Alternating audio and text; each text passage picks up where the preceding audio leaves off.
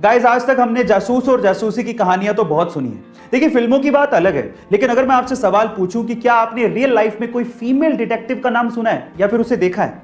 चलिए, आज इस वीडियो में मैं आप लोगों को इंडिया की पहली फीमेल डिटेक्टिव के बारे में बताता हूं। उनका नाम है रजनी पंडित। मुंबई की रहने वाली ये फीमेल डिटेक्टिव अभी तक 80,000 से ज्यादा केसेस को सोल्व कर चुकी हैं।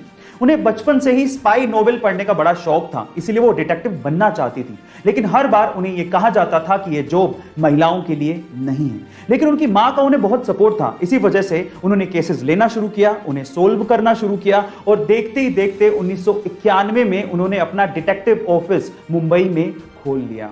गाइस, उन्हें इंडिया फर्स्ट लेडी डिटेक्टिव का भी खिताब मिल चुका है। आपको रजनी पंडित के बारे में जान के कैसा लगा, चैट सेक्शन में जरूर लिखिएगा। अगर आपके पास लैपटॉप है तो लैपटॉप चार्जर के पिन के पास आपने ये सिलेंडर जरूर देखा होगा। क्या आपने कभी पूछने की कोशिश करी कि ये सिलेंडर क्या है और किस काम आता है? चलिए मैं आपको बताता हूं। इस सिलेंडर को फेराइट बिड कहा जाता है और इस फेराइट बिड सिलेंडर का इस्तेमाल इलेक्ट्रॉनिक सर्किट में से हाई फ्रीक्वेंसी नॉइस सिग्नल को फिल्टर करने के लिए किया जाता है। गाइस, फेराइट एक सेरेमिक मिक्सचर है जिसको आयरन थर्ड ऑक्साइड और कुछ मेटल्स को मिक्स करके बनाया जाता है।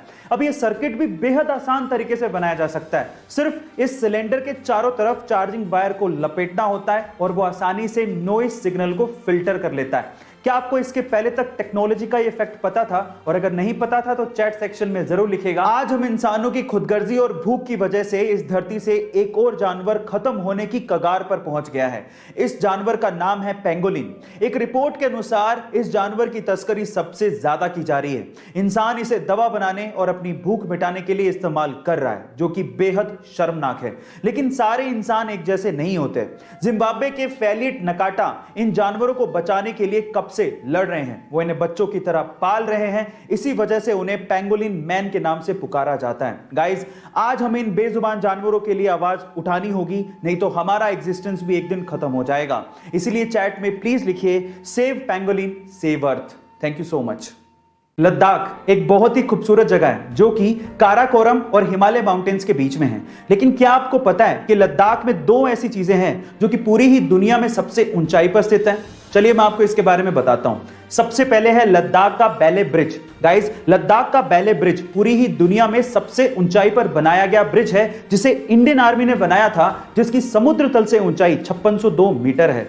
दूसरी है लद्दाख की पगोंग झील। गाइस, लद्दाख की पगोंग झील पूरी ही दुनिया में एक ऐसी खारे पानी की झील है जो कि सबसे ऊंचाई पर स्थित है, जिसको आपने 3 इडियट मूवी में भी देखा होगा। गाइस, आपको लद्दाख की ये दोनों चीजें कैसी लगी, चैट सेक्शन में जरूर लिखेगा। अगर आपने साउथ सुपरस्टार यश की KGF चैप्टर 1 देखी है तो उसका नेगेटिव कैरेक्टर गरुड़ा आपको जरूर याद होगा।